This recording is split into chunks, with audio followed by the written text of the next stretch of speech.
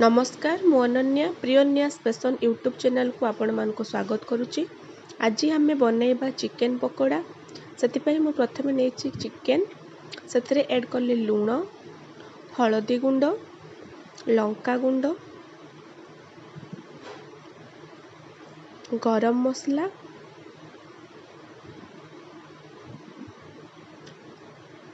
Meet मसला आपण चाहिए चिकेन मसला भी ऐड करि परिबे।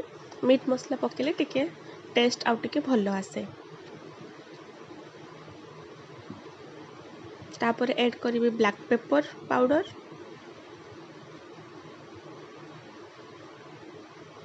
अदा रसुण बटा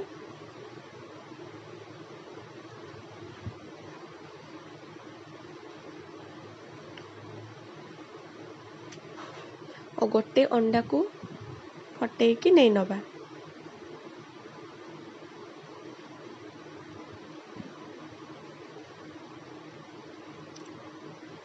एबे ए सब को भल भाव में मिक्स कर नबा।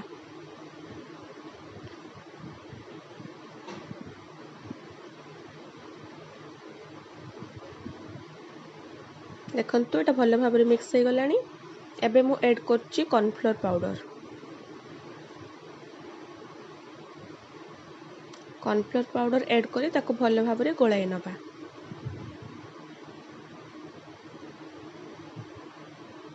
आपण चाहिए फूड कलर ऐड कर परिबे। मु एठी फूड कलर ऐड करना ही।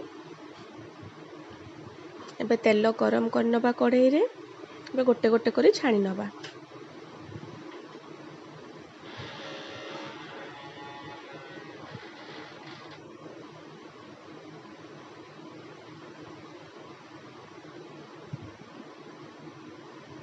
लो टू मीडियम फ्लेम रे पकोड़ा गुड़ा छाणीबे तेले पकोड़ा क्रिस्पी होबो और चिकेन गुड़ा मझी रे भल से सिझी जीवो।